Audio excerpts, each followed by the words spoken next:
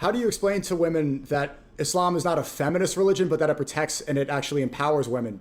Many don't seem to understand that because they see women covering themselves. But when you realize that you speak to a hijabi or a Nakhabi, that they are empowered and that they're protecting themselves and that they're far more protected and connecting with God than women that are looking for approval with their bodies and how they look.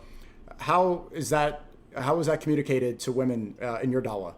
Yeah, so Islam, obviously, it takes a stance on women where it doesn't essentially preach this idea that a woman's value is rooted in her appearance, right?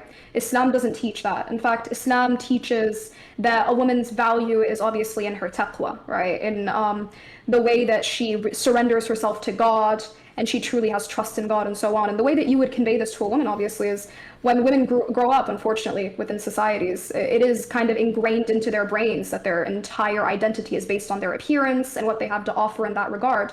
Islam really redefines this. It's not feminism, right? But rather it's just Islam giving women their due rights. That doesn't need to be framed as feminism. Muslims don't need to be feminists in order to say that women have their rights. They just need to be Muslims. They need to follow Islam for what Islam says. So I think when you sit down a woman and you explain to her from A to Z all that Islam has to say about them, it really will touch them and they'll see, well, there's no need for things such as feminism or whatever it may be, because as long as you adhere to Islam for what Islam truly says, all these other worldviews are essentially inferior.